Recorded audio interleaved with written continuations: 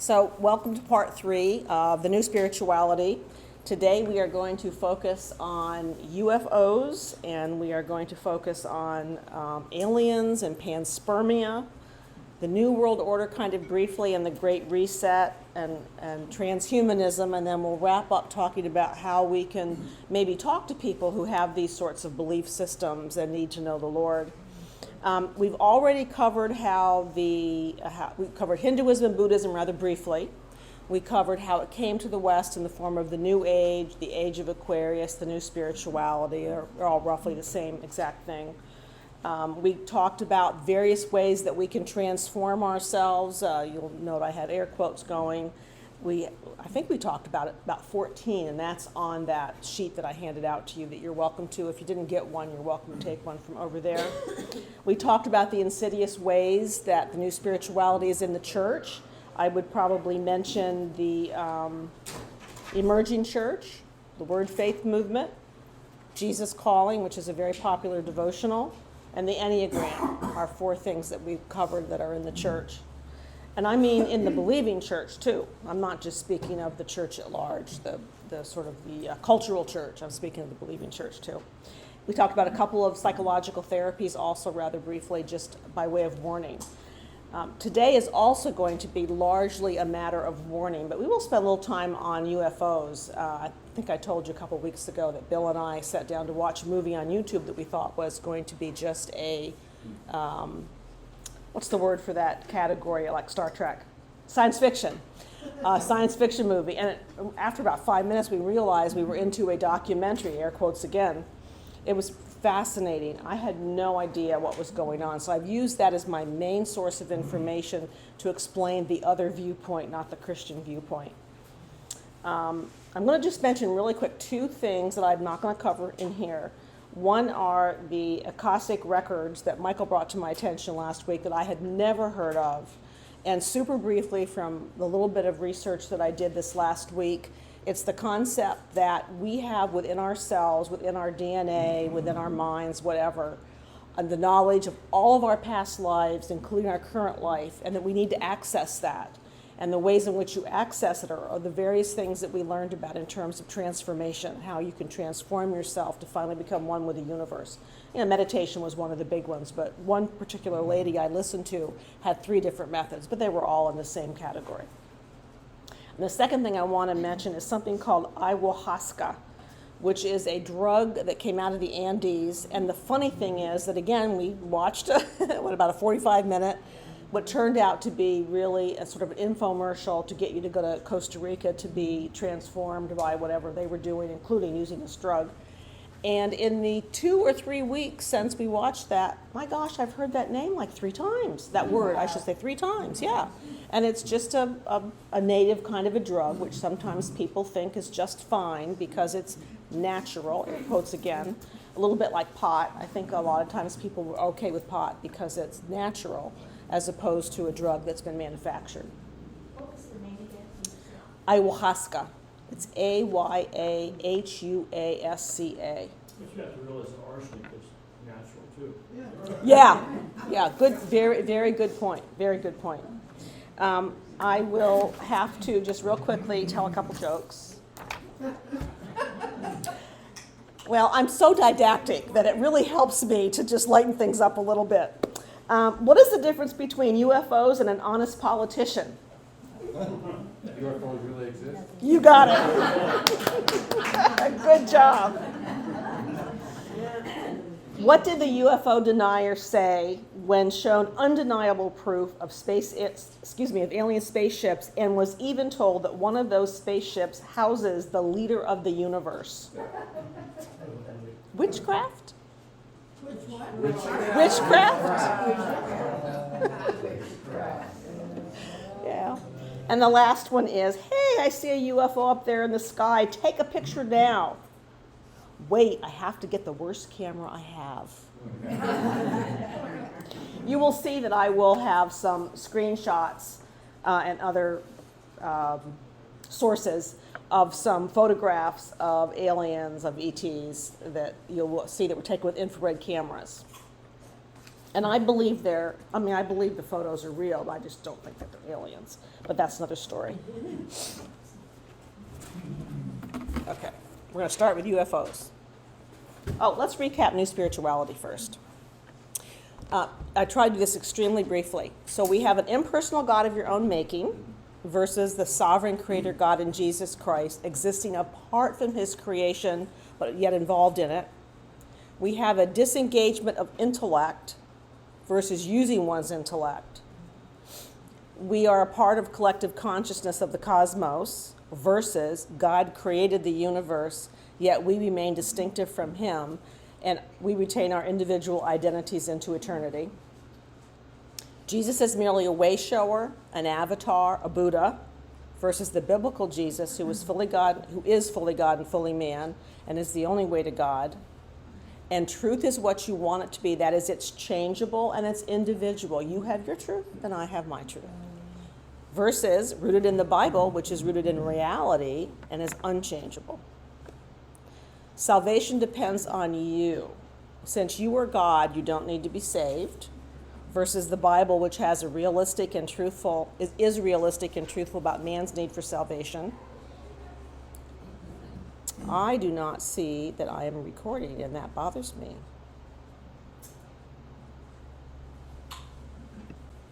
No, maybe I was, and I just didn't realize it, so we're just going to trust that it's recording. The tragedy of the human race is that we don't know that we're divine, versus all have sinned and failed to meet God's perfect standard. Jim covered that rather perfectly this morning. Humans are trapped in their own misconceptions and therefore need to develop new and higher consciousness through personal transformation. Again, you have a list and you can take one with you. Those who receive God's free gift of salvation through Christ will be restored to a relationship with him and will be fully transformed in eternity. So the basic point is intense nasal gazing, looking inward to ourselves to do our own work for our own selves, versus an outward focus to love God with all your heart, soul, and mind, and to love the Lord your God and love your neighbor as yourself. Now we're going to talk. Pardon me? I'm just kidding. Oh. You don't know my neighbors. So we will talk about UFOs, ETs, and Panspermia. And I think the appropriate way to talk about this is like this.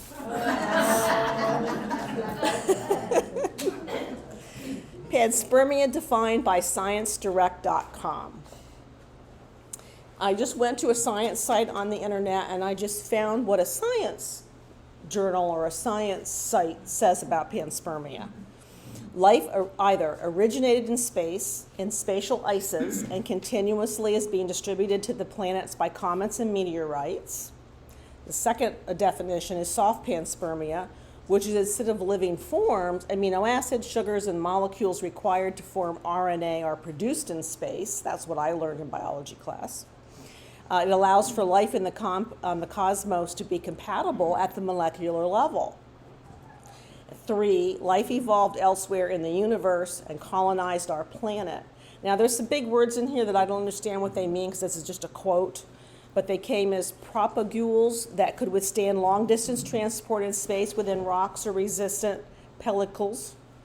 All manner of organisms could have been broadcast or dispatched, ranging from influenza viruses or unicellular bacteria to sophisticated aliens in space vehicles. And Suzette told me she just met someone this week who believes aliens are already here. Such views have some appeal in this age of space or exploration, but merely remove the question of the origin of life to another planet. I think we can do without this now. A brief history of UFOs by William Alnor, PhD, who is a Christian. They had the first Christian symposium on aliens in 2009. He's a Christian, he was a professor in mass communication and a research writer. He would consider himself a ufologist, which is a fairly new term. This is what he laid out for the history of the idea of UFOs and aliens too. I probably should have added aliens in this. Historically, in occult literature, so in other words, hidden secretive literature that only a select few had access to and knew, They were seen as creatures from other dimensions and linked to the occult and to evil entities. And they've been able to document over 300 sightings prior to the 20th century. Coming into the 20th century, mostly are seen as tricksters, fairies, goblins, elves, wee folk, jinn or jinni, which is Arabic, and it's the form from which in English we get the word genies, etc., depending on the culture. They weren't seen as aliens, as ETs, extraterrestrials, but rather mostly evil manifestations of supernatural forces. In 1947, we're going to involve our state right here, Kenneth Arnold, a businessman, a politician, while piloting his plane, saw a string of 9 shiny UFOs flying near Mount Rainier, Washington. The press called them flying saucers. So that's where the name flying saucers started, was a day or two after. I think it was by the Chicago Sun, if I remember the story correctly. Thus began the modern area of ufology, now seen as these people or these craft being from other planets. They're generally speaking not seen as evil. They're even seen as benevolent by the public, and we're going to see that as we move on. The center of ufology is in Roswell, New Mexico. We probably all know this, but it's also big business in Japan, and it's a huge thing in South America. And of course, in South America, you have the Nazca lines and all those things that there are people who believe were laid down by UFOs. As of 2009, there were about 10 to 15 UFO cults. Do y'all remember Heaven's Gate? The mass suicide of Heaven's Gate. They thought that they knew that the Hale-Bopp comet was coming along, and they thought that they would be taken up into the spaceship when that occurred. It didn't occur, obviously, and they all killed themselves. In a ritualistic way, I might add. They kind of did it in pieces until they got down to the last few that committed suicide. Thousands are receiving messages of New Age universalism from entities, many of whom claim to be aliens. Only those who go along with the New Age are welcome. We've heard that before, haven't we? Most all tamper with the person and work of Jesus Christ. So ufology looks to the sky rather than who made the sky. Although I will tell you there are Christian ufologists for whom this is their ministry, ufology and talking about aliens and UFOs and clarifying what's really going on. So only in the modern era do we not see UFOs and ETs as evil entities or demons. Would you like a seat to sit in, sir? Would you like a seat to sit in? Well, I wondered. We will get you a seat. We will get you a seat. Yeah, if you don't mind sitting up front, please feel free. Come on over, we don't bite. No, we really don't. And I apologize for not seeing you earlier. Right, we must be.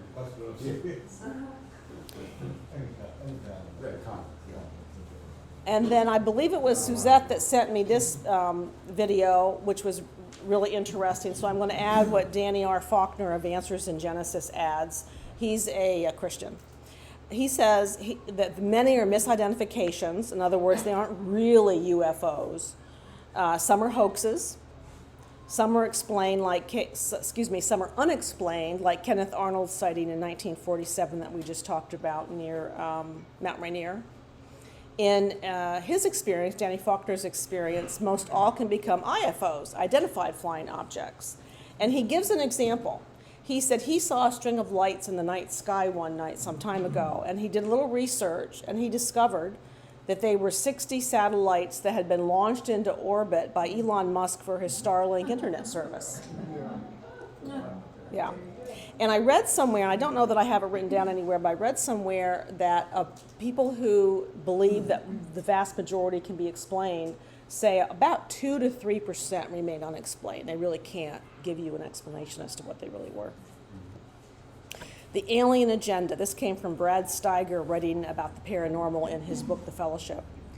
Contactees have been told that the space beings hope to guide Earth to a period of great unification when all races will shun discriminatory separations and all of humankind will recognize its responsibility to every other life form existing on the planet. The space beings also seek to bring about a single, solidified government which will conduct itself on spiritual principles and permit all of its citizens to grow constructively in love. And we've heard this before in part 1 and part 2. We're just echoing the same kind of thinking, only we're putting it in a different context, and this time the context is UFOs and aliens. Christians ask. Now, this is just a list that I came up with after doing some research and just thinking for myself, well, what are the different possibilities? So I see atmospheric anomalies as a possibility. I see lasers. I see flashlights as possibilities. Americans may have some secret aircraft that they're experimenting with that they haven't told the public about, that they don't know about. That's a distinct possibility. We have technology developed by other nations that might be coming over as spycraft. I think it's possible. They might really be UFOs. They might really be real.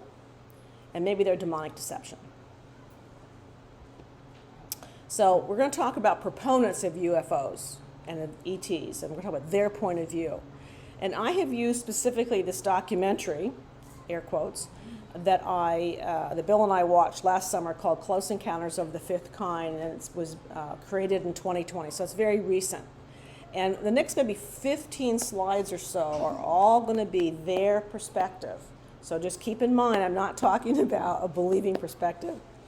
UFOs mean unidentified flying objects. They're also called UAPs, which are unidentified aerial phenomena. ETs are extraterrestrials. Everyone remembers E.T. Go Home. I cried in that movie, by the way. Problem. Modern society has fallen into decadence, so we need to understand extraterrestrials and our place in the universe. Solution. Let the ETs know that we're friendly, we're unarmed, which is precisely the opposite of what our government is saying, and make contact with them. Now that's beginning to change a little bit. The government's beginning to admit to it more and more. Tucker Carlson had maybe a 10 or 15 minute piece on it, I don't know, 2 years ago or so. This was done in 2020, which means probably it was filmed in 19, most likely. Methodology. Dr. Stephen Greer, who's the founder of SETI, the Center for the Study of Extraterrestrial Intelligence, from 1990 is the creation date, is the creator of this movie, and he is going to tell us how to have a relationship with far more evolved ETs so they can help us heal our planet. Cool beans. Dr. Greer, by the way, is a doctor because he's a physician, and I'm assuming not practicing now. He seems to have his time 100% spent on this issue. Encounters. This is kind of interesting, but there was a scale that was established in 1972, and I mention it partly because we have Close Encounters of the Third Kind with Richard Dreyfuss, and then we have Close Encounters of the Fifth Kind, which is what we're going to talk about in the next several slides. So the first kind are just visual sightings of UFOs. So if you think you've seen a UFO, you have had an encounter of the first kind. The second kind is evidence, physical manifestations like impressions in the ground or scorched vegetation. And there have been a number of things proven to have been hoaxes, like crop circles and things have proven to be hoaxes. Of the third kind is contact with pilots or the occupants of UFOs. The fourth kind is human abduction, where people are actually brought on, well, not actually, but are brought on board alien aircraft. They believe this has happened to them. We'll talk about that a little later. And for the fifth kind, it's proactive, human-initiated communication with aliens. And Dr. Greer is in the forefront of how to do that. Cosmic consciousness. It resonates within each person and is the essence of communication between all life in the universe. It's the foundation of the relationship between human and alien civilizations. It's a global movement of peaceful people who want to communicate directly with aliens. The American government is working against this and instead wants us to fear the ETs. They have known about the aliens' existence for decades, but are only recently acknowledging it. And the American government is using psychological warfare to instill fear. So we'll see UFOs and ETs as a threat. And as I said, I see this changing in the last couple years. Probably just about when this documentary came out, I see changes with that. The government's role, according to Greer and all of his compatriots on the film. The government wants to establish a planetary one-world government, and the threat from aliens is the best ultimate other. And anyone knows about the art of war or knows about the way in which you have power as a political entity, is if you can find another and you can get all people on board to go against whoever the other happens to be, you can raise an army up and fight against them. There truly are several downed UFOs in New Mexico and covert government projects. Government is the threat. The U.S. military stages abductions. The U.S. media is cooperating with this agenda. And the entertainment industry has also been complicit in fomenting fear for decades. And if we watch alien movies, by and large, throughout the decades when I've watched science fiction, the aliens have, by and large, been evil entities.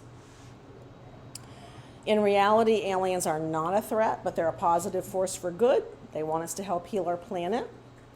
Men working in our military missile silos who have encountered aliens say they are a force for good, and the aliens do not want destruction of the earth.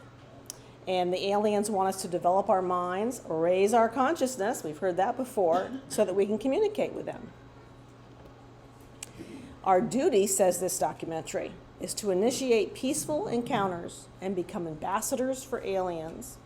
Aliens are encouraging this communication. Here I'll just pause for a quick second. I don't know that we've talked about spirit guides much. Have we talked about spirit guides? I can't remember. But there are people who get involved in meditation, various meditative practices.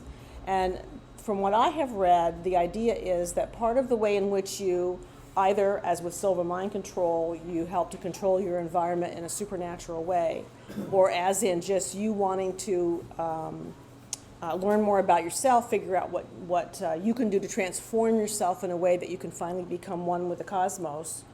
Those people often will have two spirit guides, and I've only ever read about two spirit guides. They find a location that is appealing to them. It might be a beach scene, it might be a quiet, cool cave, it might be a lovely woods with a little clearing in it. Who knows what it is for you that makes you feel peaceful. And then you ask two spirit entities to come join you, and very frequently Jesus is one of those two entities. Clearly it's not the Jesus of Scripture, but very often that's the case. So the second bullet point, more contact will increase our whole conscious. It's a spiritual experience. It's the evolution of consciousness, just as we've evolved from an amoeba or whatever. We are all sentient beings, meaning thinking, feeling beings. Sentient beings, human and alien, which anchors us deep in commonality, and Dr. Greer calls this the unitive state of consciousness.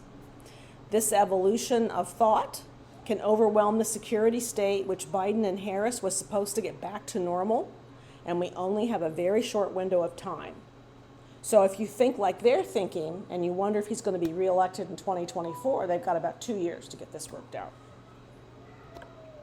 Extrasensory perception. And when I was in high school, ESP was a big deal. Kreskin was on TV, and I remember I love psychology, and I did my science project on this. It was fascinating to me. The way in which they're using ESP is not what I ever quite thought it was, but this is what they called it in the film. It's the central operating system and communication for all interstellar civilizations, and there are a number of different civilizations, for consciousness, thought, and technologies that all interface with them. God, or prana/chi, is cosmic energy that is the essence of our existence.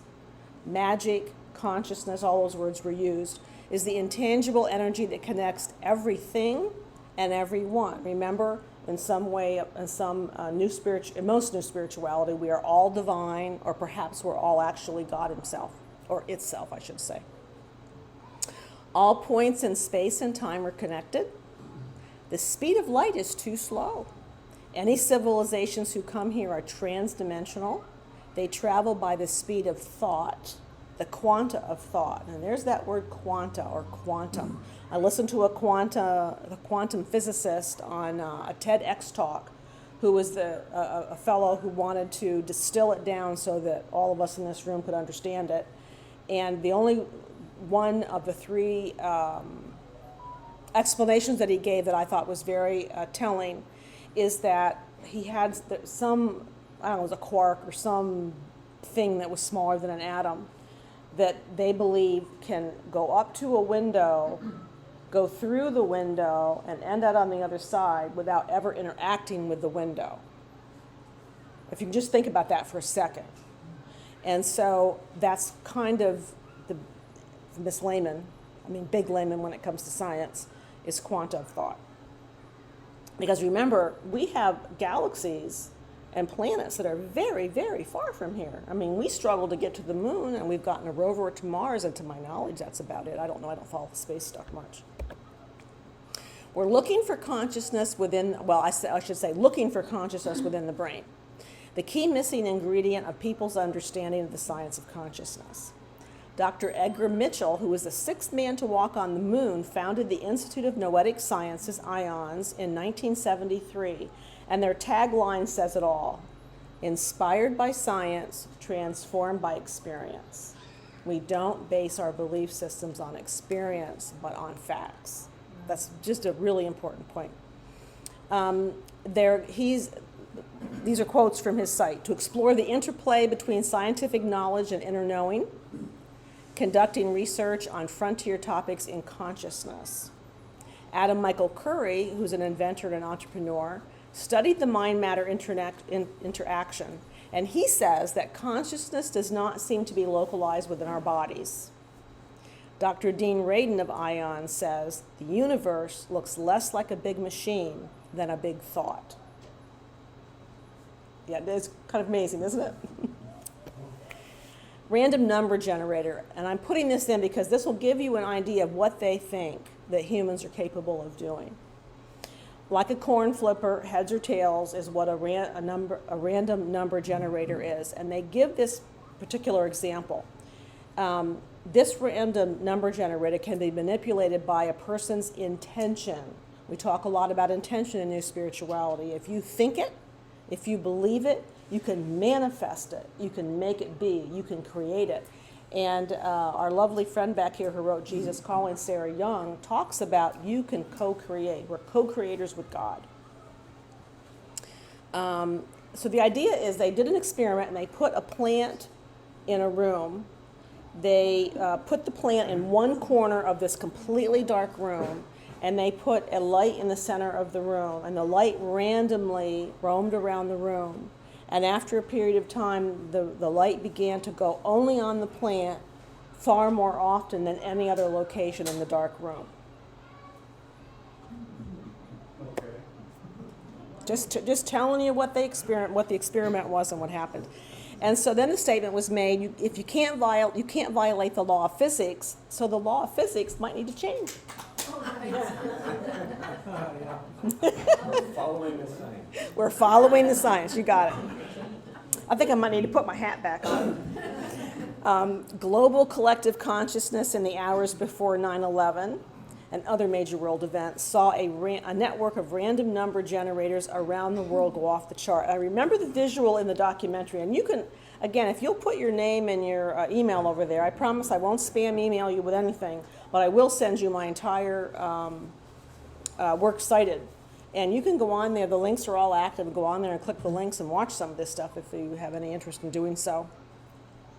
I remember the visual of the world, and they had a grid system on the world. Do you remember it this way too? A grid system on the world. And it intimated that in this evenly spaced grid that they had these random number generators, spread all around the world evenly is what it looked like visually. So right before 9/11 occurred, and they also mentioned Princess Di's death in Paris too, that the random number generators around the world began to go off the charts. The odds of this being random are less than 1 in 100 billion, and it supposedly shows the deep relationship between collective consciousness and the physical world. We are connected to everything. They did remote viewing studies in the 40s and 60s in the CIA. The experience meditator, I think I might have mediator instead of meditator there, do I? No, I think it's meditator. Every time I look at that word, those two words are only different by one letter, and I have to stop and really think about them. The experienced meditator can see into the distance, the future, heal the sick, and diagnose illnesses. Religious traditions and the emergence of the scientific paradigm are converging on the personal experience of universal consciousness. Dr. Greer first glimpsed this during a near-death experience when he was 17 years old. This taught him there was nothing to be afraid of. We just have to meditate to open what is already within us, or within him in particular. He just needed to open up what was already within him. And I just mentioned near-death experiences, NDEs, kind of briefly. I have always thought that they were not real, because the Bible says in Hebrews 9:27 that it's appointed upon man to once to die and then the judgment. And then somebody that I read, and that's the little small print you see behind there, also mentioned 2 Corinthians 2-4, that Paul was caught up to the third heaven, to paradise, and he heard things that cannot be told, which man may not utter, which tells me that if you really were caught up to the third heaven, you better keep your mouth shut. And then 1 Corinthians 4:6, that we're not supposed to go beyond what is written. So if you can't show it in Scripture, you might want to just leave it alone and know that it's not for you to know quite yet. The whole universe is folded into one sentient being in the universe, and we have to get to a deep state of consciousness to tap into this. You remember me saying that some people believe that God somehow has gotten folded up and he needs to work to unfold himself? Similar concept here. Greer began to be a student of the Hindu Vedas after this experience. Remember I said, remember the word Vedas, we're going to come back to it. We come back to it, I think, for the second time. The third time, I should say, if we count the first. The siddhis are effects of higher states of consciousness through meditation and yoga, with abilities to bilocate and trilocate, to go through solid objects. Remember that quark or whatever it was that I said in quantum physics they believe goes through the window without interacting with it? Telepathy, teleport, dematerialize. That was Star Trek. Dematerialization, yeah, I thought that was pretty cool. Precognition, which is knowing the future, and I have quantum physics written here to remember to mention it to you guys, so I already did that. ETs already evolved far beyond us, and we have to more actively participate in our evolution. So the aliens are here to help us do that, and we are going to call them in. Plants, animals, earth, and ETs are all part of the universal consciousness. The universe can bind us together. Consciousness is not limited by space and time. We must go within ourselves in meditation, and if successful, we can become ambassadors to the universe because we have become universal. How to make life better on Earth, the CE5 protocol. Dr. Greer developed this after the experience I just mentioned that he had. He said it stopped by greed, among other things. I'm not sure that I precisely get what he was getting at there. But maybe when we get to the New World Order, it'll come into play. Connect to the unbounded part of the mind and therefore the universe. That is the CE5 protocol. And that CE5 means close encounter of the fifth kind, by the way. Shortened version, close encounter of the fifth kind. Developed by Dr. Greer while on an alien spaceship 6 months after his near-death experience. He had a thought sent to him after deep meditation. He went into the same near-death experience he had had before, saw a being, was touched on the shoulder, vanished off the mountaintop and into a UFO ship. Dr. Greer taught the ETs what it was like to be in a state of consciousness and to be a young man on Earth. They merged together in their meditation. So this is the protocol that he developed. I think this is important because it's going to follow all that we've talked about in part 1 and part 2. We quiet our mind for at least a half an hour, and then we connect to the unbounded part of our mind, because remember, we don't want to be thinking and using our intellect. We want to set all that aside and just sort of become unfettered to anything so that we can connect to this unbounded part of our mind. We connect with the ET's consciousness, his communication system, and we politely ask them to come in for a visit. We show them where to come, and his example was, you point in your mind to the United States. He was in one of the Carolinas, I think. So he says to them in his mind, come to North Carolina, it's in the United States, North America, whatever. And then he said, then the state, and then the specific location. So there's a high mountaintop. It's the second highest that you can see, and I'll be able to hike up there. That's where I want you to come. He said that the aliens show up most profoundly when all are in a group, when all in a group are of one mind, so you have group cohesion and love.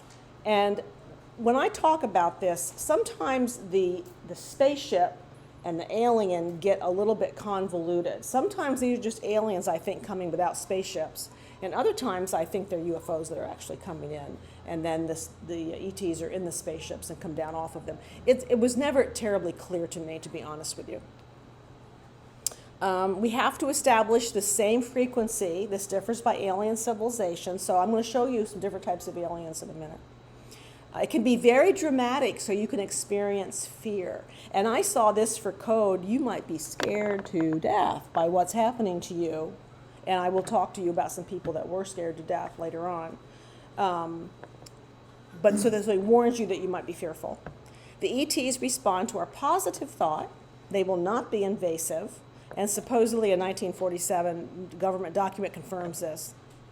So he created this protocol with ETs as they were very interested in communicating with us. They want to help us heal our planet. So the UFOs will do what you ask in terms of movement in the sky. So if you say three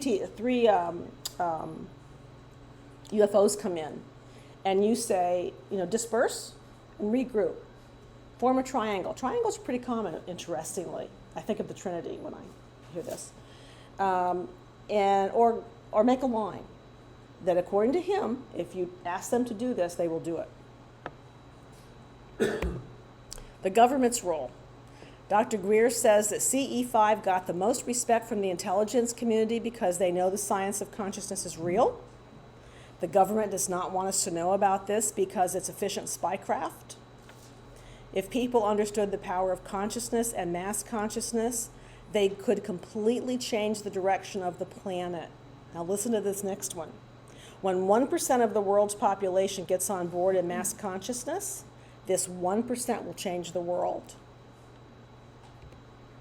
Some specific experiences. I'll talk about the ET in a second. Mount Shasta, California, was a contact between a group and a UFO. Mount Shasta is reputed to have a UFO actually inside of the mountain. And as I understand it, people who believe in this sort of thing go there and commune with them because they believe that ETs are living on this spaceship inside this mountain. Justin Campbell, an airline pilot, his interest initially was academic, but it quickly turned to heart, mind, and soul connection and became a powerful driving force in his life. It's important to move from the intellectual to the experiential. Then we have a new understanding of our place in the universe. Ed, now we can refer to this ET up here. Ed, while in deep meditation, often saw a master healer ET with a triangular face. It's a little hard to see, but his chin or nose chin, right about dead center of that screenshot from the documentary. These were taken with infrared cameras, as I understand it. And he cured Ed of his poor hearing. He had poor hearing since he was a young man, a high school, and he still does not wear hearing aids because he was healed by this ET right here. And we'll see a few more. Bijou, he's the fellow on the right. A little hard to see. I brightened him up the best that I could. He is from the Andromeda galaxy, many, many light years away. So you know he is going to have to come in some kind of a telepathic, teleporting kind of a manner to be able to get to here. If they travel even in vehicles that would go by light year, it would still take a very long time. Dr. Greer has spoken to Bijou a number of times. And then the picture on the left is a movie version of a gray. The only two types that I heard about most frequently were the gray, which looks roughly similar to what you see. Sometimes he's a little shorter. If you see like 5 ETs in a row that are different from different planets, different universes, he'll be the shortest guy. He's gray. Looks pretty much like this.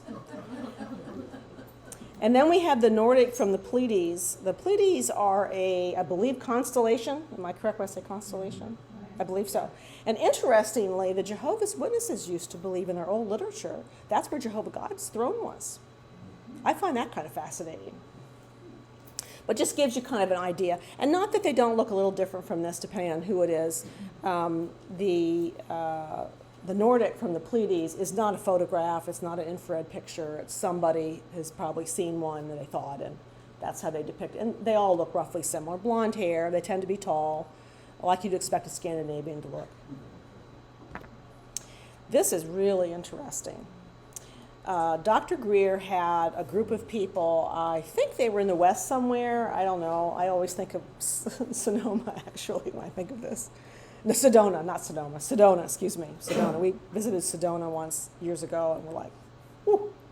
Anyway, they were in a circle, and they were trying to have this unitative state of consciousness, and they wanted to be able to pull in extraterrestrials, perhaps a UFO and extraterrestrials.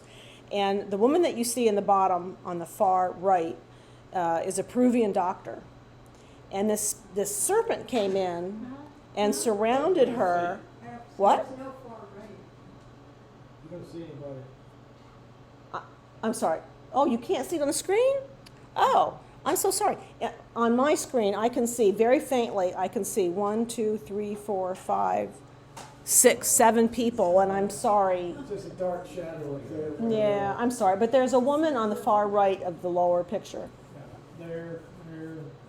Can you see him? Okay, thank you. I apologize that it's not more clear. I tried to lighten it up, but I can't mess up the serpent either, so he's a really important factor here. And so the serpent comes around her, twirls around, and comes up. And remember, we have the third eye here, and we have the crown chakra here.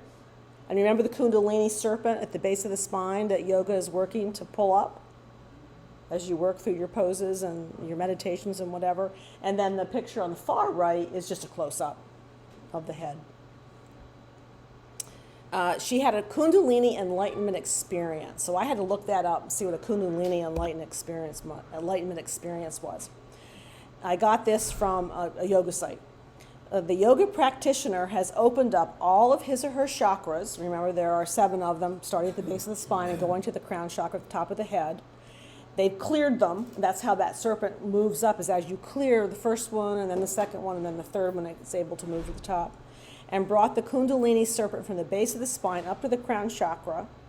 This means that they have developed tremendous psychic abilities, which have to be controlled, either by being used in service to others or by being rejected.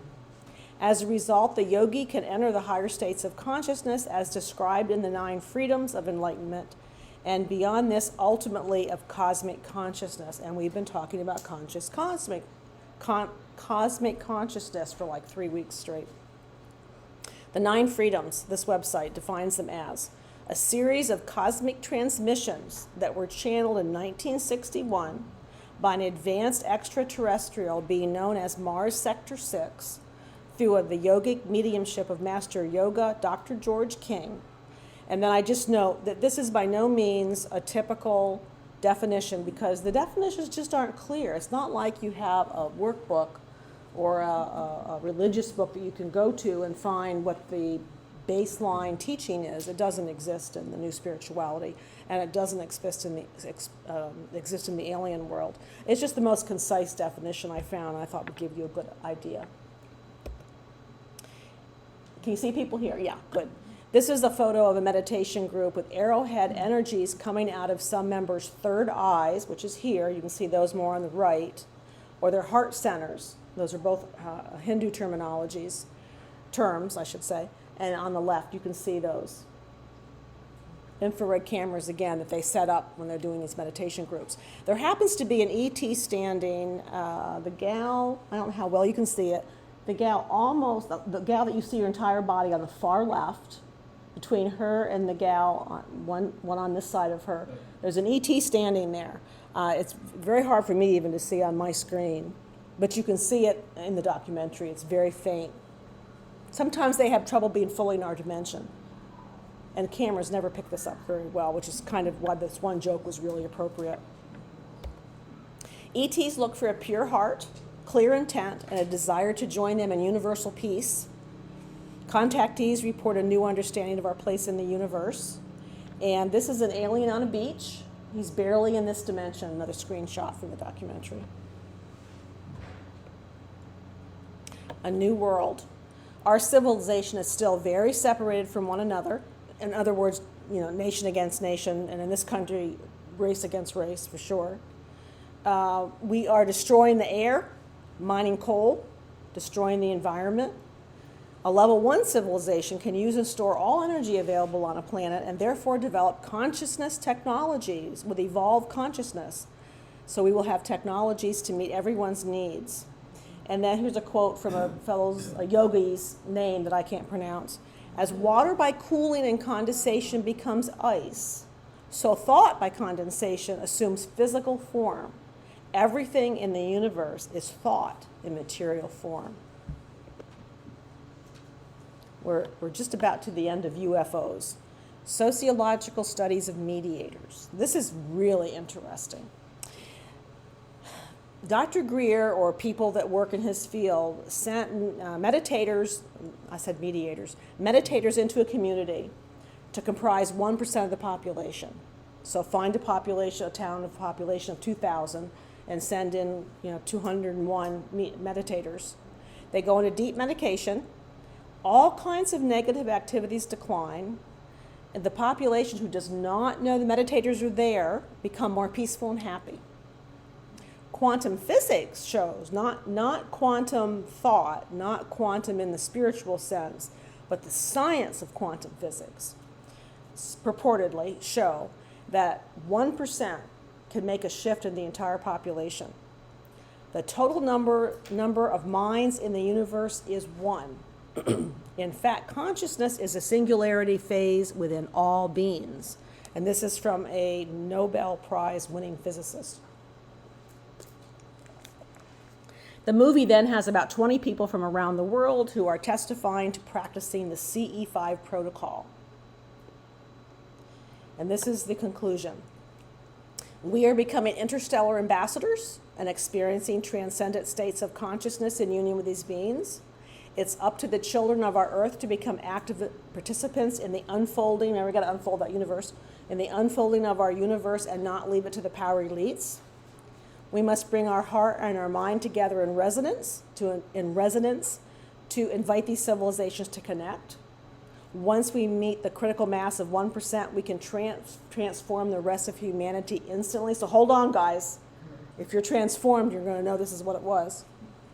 Our military is counterproductive and a danger to ETs. And you can get a CE5 app on your phone. I actually went to the App Store and looked, and it's there. Yeah. Thousands are making contact with the app from around the world. And as you heard me say, it's big in Japan, it's big in South America. I think it's pretty big here too. Now, this is my list of commonalities of UFO studies. I just thought this was kind of interesting as I'm reading all this stuff and watching this video and that video. They're silent. Nobody hears an engine.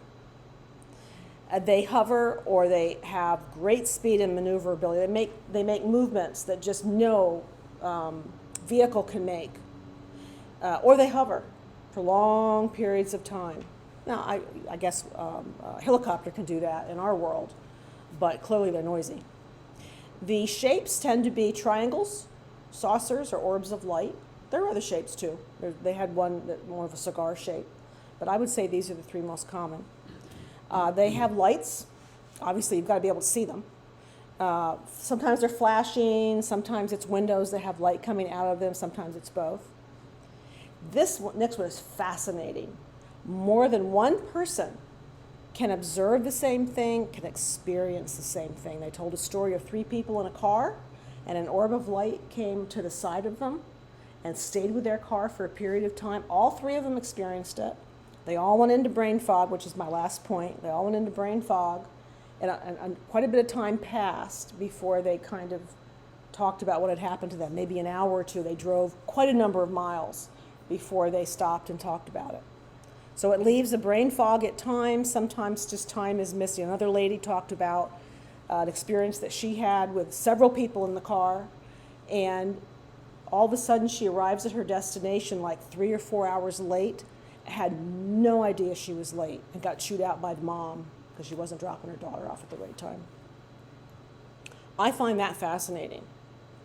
These are not singular experiences necessarily. Aren't we grateful that we know this is crazy stuff? Yeah.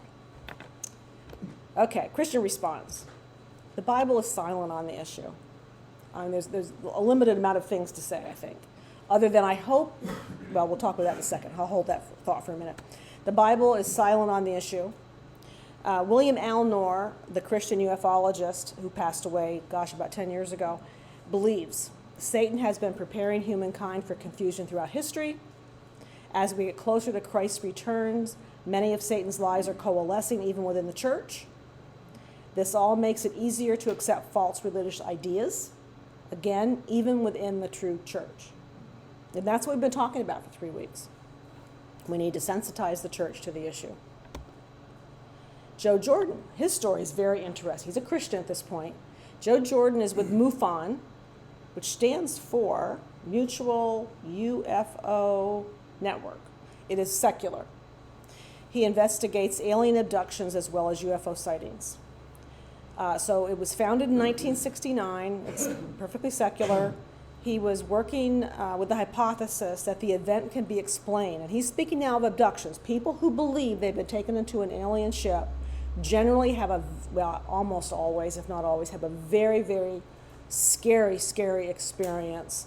More women than men, and sexual probing and experimentation is fairly common.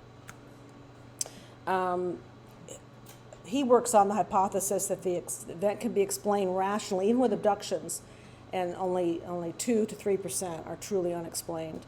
He became a Christian when he realized the evil that he was involved in. He discovered that his New Age crystals did not protect him. He happened to be dating a Christian woman, and she said, well, you might want to think about reading the Bible and consider the fact that crystals aren't going to have a whole lot of power, but Jesus is. Receives Christ in the mid-90s, gets involved in an intense Bible study because he's ready to just be a Christian and know everything right away. And we all know that's a lifetime project, don't we? But at any rate, he does this intensive Bible study. And during one of the sessions, he sees a gray, the alien that we saw earlier, the gray type of alien, morph into pure evil. It scared him so much he quit his UFO work, but he was led back into it a few weeks later by the Lord. He went back through previous interviews with abductees and made an astounding discovery. He has interviewed over 400 abductees. All abductions are very traumatic and evil, more men than women, I said this already, often with a sexual abuse component, and causes PTSD-type symptoms. He and a friend of his listened again. The very first one they listened to was a 2-hour tape, and I never went back to find if it was audio or also video and audio, unfortunately, I recall, of a young male abductee's experience.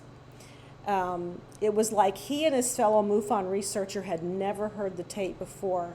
The young man was a new believer, and everything stopped when he called on the name of Jesus.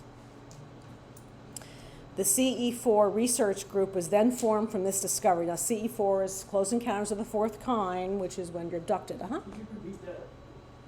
Did you say something about Jesus there? Yes, this young man was a new believer, and he called upon Jesus to save him from the experience. I've heard of that same worked. thing. I don't know if it's the same experience, but people were supposedly abducted and they were scared and called on the name of Jesus. And Stops. yeah. And some have had experiences over and over and over again, have been really terrorized by the experiences over decades, literally. And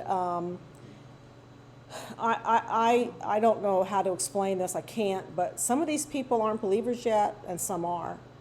And how a believer would have this experience, I don't understand either. I don't have a dog in the fight. Somebody smarter than me needs to explain that to me biblically. I can't do it.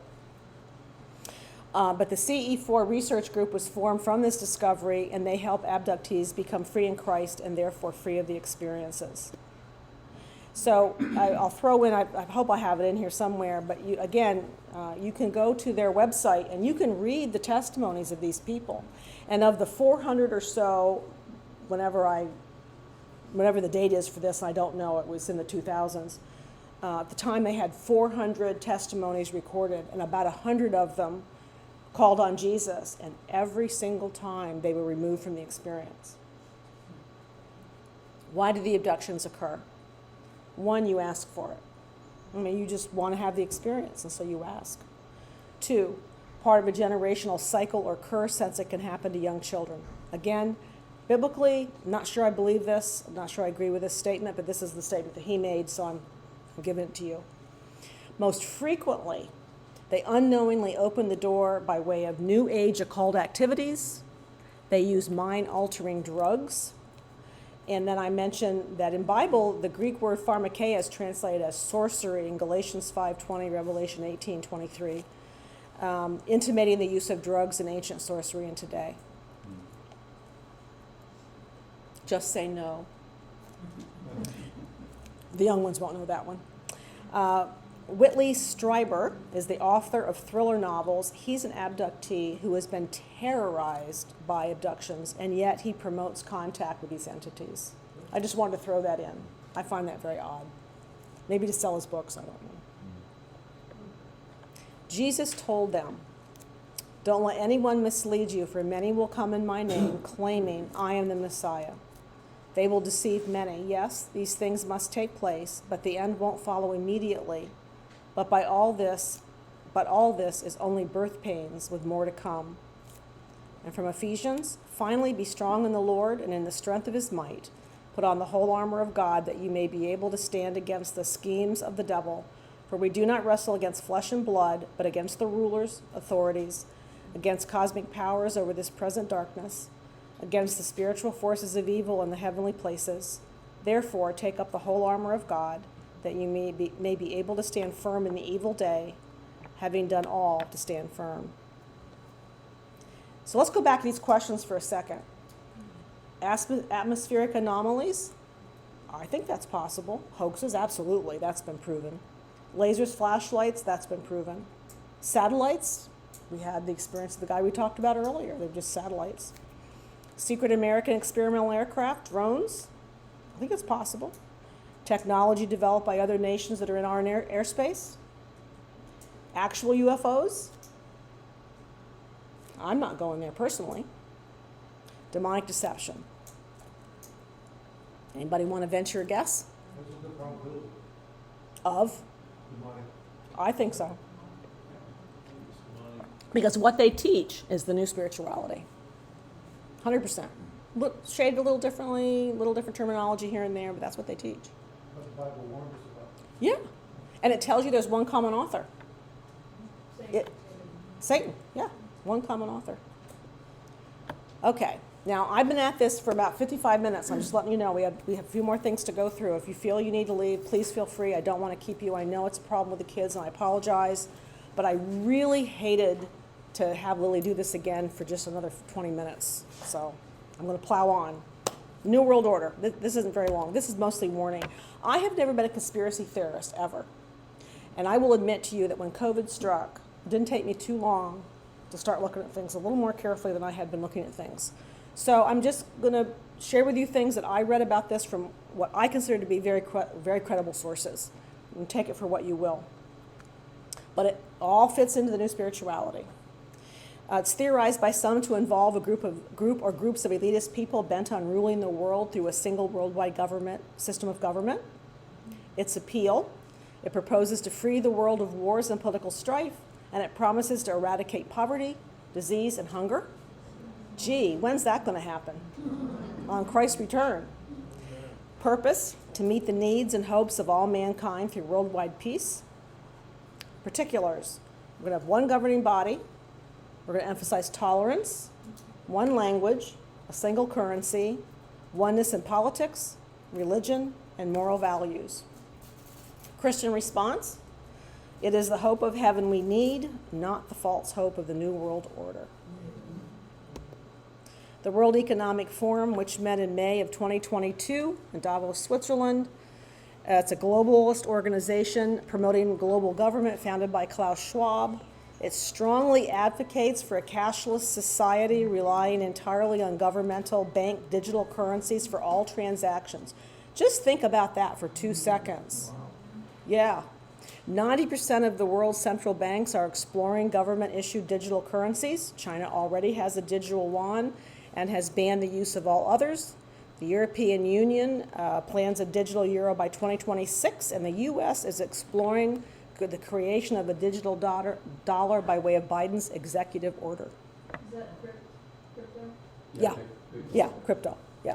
But it's going to be governmental as opposed to currently, as, from what I understand, cryptocurrency is Crypto's de-identified, you can't easily track it to an individual. Right. But the Biden dollar as currently proposed will be trackable to each individual. oh, I'm sure. Sure. I'm sure. You can turn your money off, Yeah, exactly. like Yeah. you should do. Yeah, and which I understand is happening with the social credit scores in China. Yeah. Yes.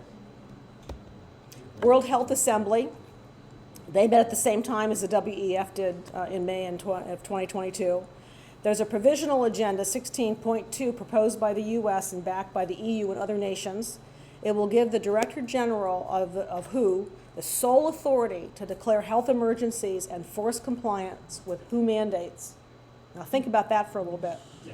Backed by international law, currently the WHO Director General must consult with individual nations. This would end. Yeah. The Great Reset, very similar to the New World Order, traced at least back as far as the inception of the WEF in 1971. Klaus Schwab declared in 2014, 4 years after the publication of The Great Reset by Richard Florida, what we want to do in Davos this year is to push the reset button. Who pushed the reset button for China or for Soviet Union? Do you remember? Hillary Clinton. Yeah. In May of 2018, now think of your dates. Remember, we found out about COVID very, very early in 2020, right?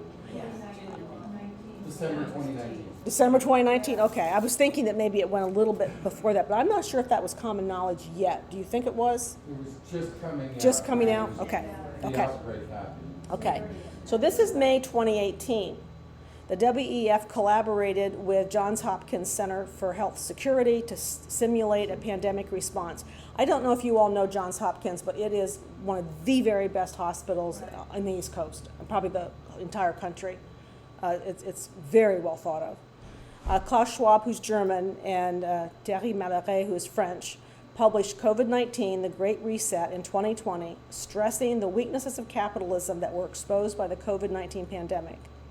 In October of 2019, now we're saying December 2019 for just the very beginnings to know about it, they collaborated with Johns Hopkins and the Bill and Melinda Gates Foundation on another pandemic exercise called Event 201, simulating the outbreak of a novel coronavirus. Just facts.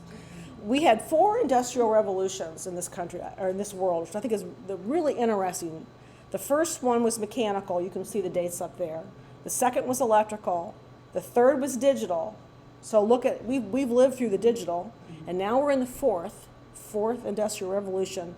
The convergence of existing and emerging fields, including big data, artificial intelligence, AI, machine learning, quantum computing, there's that word again, genetics, nanotechnology, which means little tiny, chips and things, robotics, the merging of the physical, digital, and biological worlds, seeking to accelerate the merging of humans and machines, which is transhumanism, which we'll talk about next.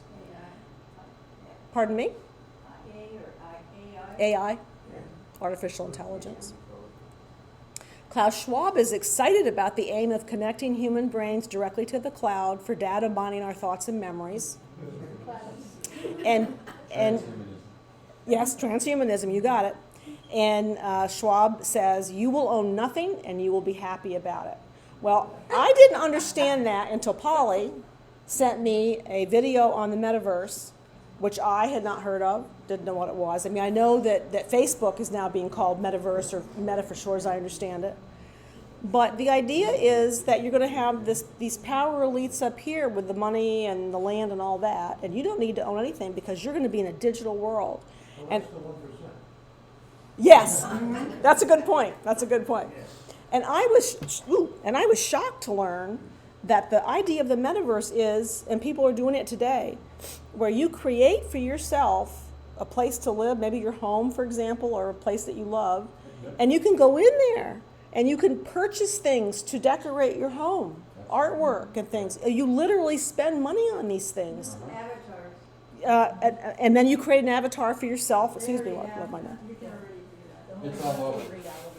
Yeah. There's several extremely large, especially in Pan Asia. There's That would not surprise entire me. environments that are a whole world. It's Uh-huh. called, Second Life is a big one.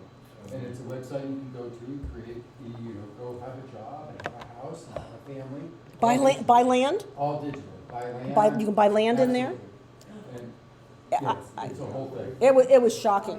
It was Yeah, shocking. you can use VR and go walk through the streets and stuff, and it's a whole virtual world. And they spend money on it. And Oh, yeah. so rather than spending money on your house that's physical, or whatever, you're doing it inside this metaverse. The other thing is there are people that are starting their second families unbeknownst to their first real family.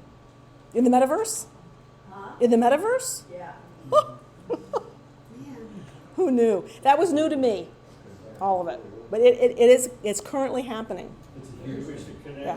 Swallow's brain to 440 volts and see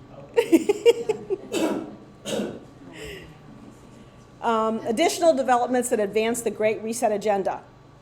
Unfettered immigration, travel restrictions for otherwise legal border crossings, which I took as great examples, vaccination status. I can't go to a movie in this town. Federal Reserve's unrestrained printing of money and subsequent inflation, increased taxation, increased dependence on the state, broken supply chains, restrictions and job losses due to vaccine mandates, and prospect of personal carbon allowances. It reflects the fairness of the Great Reset by requiring lowering economic status of people in wealthier nations, happening here right now with our huge inflation. However, the elites need to remain rich to fly their private jets to Davos yearly. Organized loneliness, already manifest in lockdowns, masking social distances, and the social exclusion of the vaccinated. COVID pandemic has accelerated the Great Reset without any question. And I recognize it can kill people. I recognize this. I'm not diminishing that fact, but you also need to look at the big picture. In their white papers, they said pandemic might be the only thing that will save our global government. Oh, yeah, and it will reduce the population, Yeah. which is something else that I know that the Gates Foundation is interested in. Reduce it by 90% by 2030. I wouldn't be surprised. That thing you said about loneliness, that's what they did in China, the big high rises. Yes. People started banging on things because they, They totally locked them in. Brainwashing. Oh, no question about it. And the same- They'll do now whatever they tell you to do, just Yeah. so you don't have to be there. Yeah, and the same thing that the cults do, Jehovah's Witnesses and Mormons, whatever, they get you isolated because pretty soon you draw your family in and you only have friends there, and if you finally realize that it's a lie and you want to get out, there's nobody left on the outside for you to Scientology's another one. That's even a better example. Scientology is really crazy. Okay, we'll do transhumanism rather quickly. When man plays God, this will blow your mind too. It's defined by Encyclopedia Britannica Online, social and philosophical movement promoting the research and development of robust human enhancement technologies. It would augment or increase human sensory reception, emotive ability, which is the ability to arouse a tense feeling, or cognitive capacity, as well as radically improve human health and extend human lifespans. Such modifications resulting from the addition of biological or physical technologies will be more or less permanent and integrated into the human body. History coined by Julian Huxley in 1957 in an essay of the same name. Humans have evolved and now can continue this evolution by way of social institutions. His implication was that transhumanism's commitment to assuming the work of evolution, but through technology rather than through society. He had two visions of post-humanity, technological and genetic improvements, which create a distinct species of enhanced humans, and greater than human machine intelligence emerges. Two prominent strands. Singularity for the transhumanists is at the point at which artificial intelligence surpasses that of humanity and will allow for the convergence of human and machine consciousness. This convergence will herald the increase in human consciousness, physical strength, emotional well-being, overall health, and greatly extend the length of lifetimes. Now, how that comports with needing to reduce the population rather confuses me, but I think it's for the elite. Social institutions. Religion, traditional marriage, child rearing, Western concepts of freedom can influence the trajectory of technological development and could ultimately retard or halt it. The World Transhumanist Association, established in 1998, works with those social institutions to promote and guide the development of human enhancement technologies and combat those seemingly dedicated to halting such technological progress. See, we're being attacked on from all angles, but it's really all the new spirituality. The CRISPR DNA manipulation, just to go a little more quickly, I'm just going to basically say it's gene manipulation that's currently in process. And pardon me? I can go buy one right now. Oh, buy one. I can go buy CRISPR right now. Really? I'm editing my own DNA. Are we doing okay, Lily? Are we doing okay? The kids watch the movies. Oh, good. Okay, good. I'm so sorry. Build stamina now. Yeah, okay, I appreciate that. Thank you, Lily.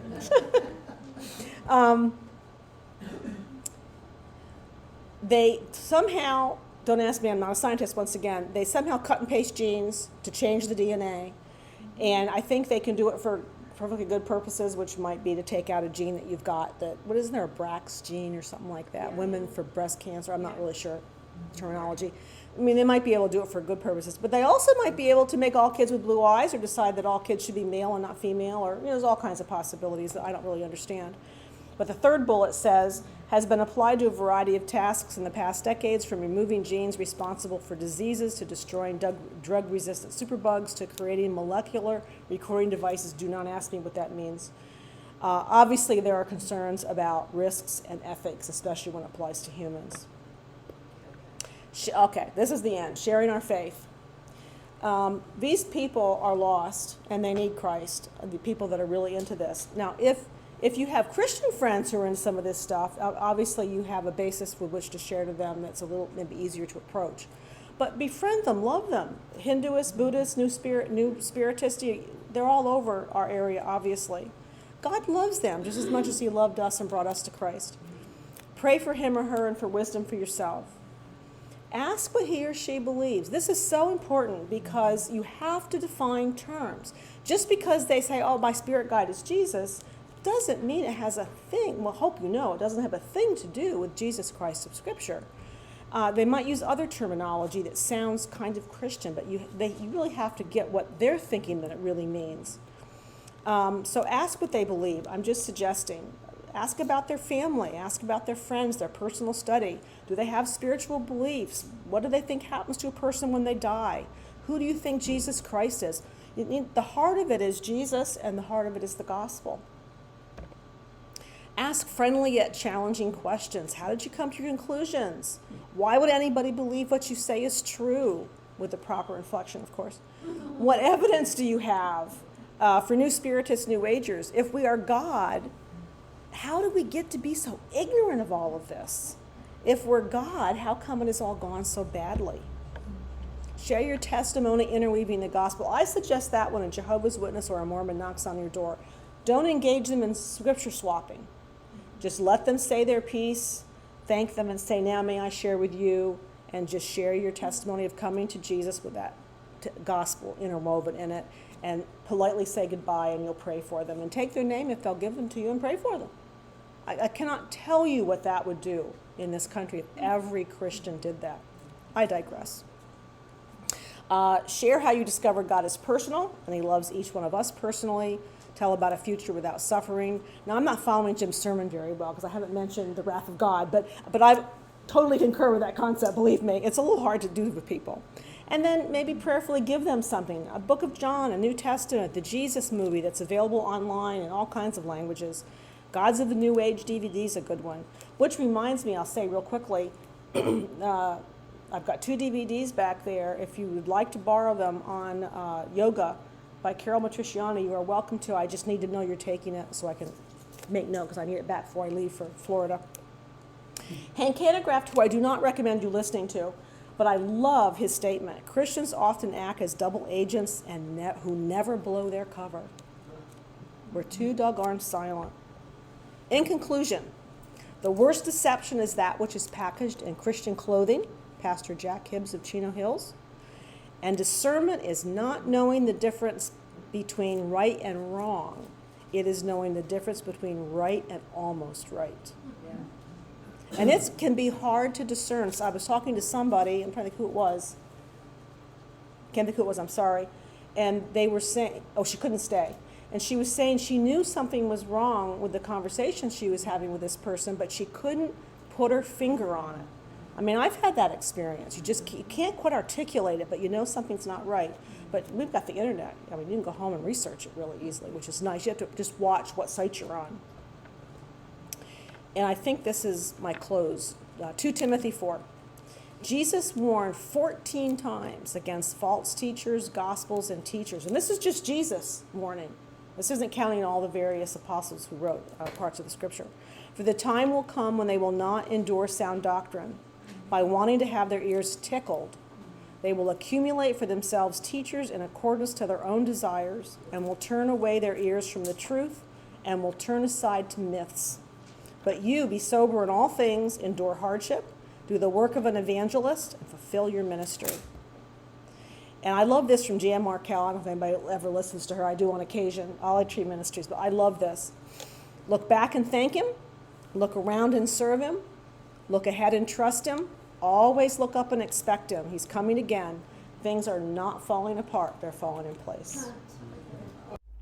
I'm placing an addendum at the end from when I finished speaking to our church in Washington State. I wanted to note one thing is if you heard laughter at the beginning when I started to talk about UFOs and ETs, I had made for myself a tinfoil hat that I had placed on my head. And I think the people really enjoyed it, but I would like to think that everything that I expressed was quite accurate according to my research. And I want to go through the last few slides just so you can see them. This is our contact information. If you have questions, if you'd like additional documentation, if you would like me to email you a copy of the works cited that are going to follow, you are very welcome to email me, and I will email it back to you because all the links are live. It's obviously a much easier way of checking out these various websites. Some are very good Christian websites, some are good videos, and some, of course, are not at all. I pray that you enjoyed this presentation and that you have learned quite a bit from it. We do our best here to inform the church in particular and warn it. Thank you. God bless.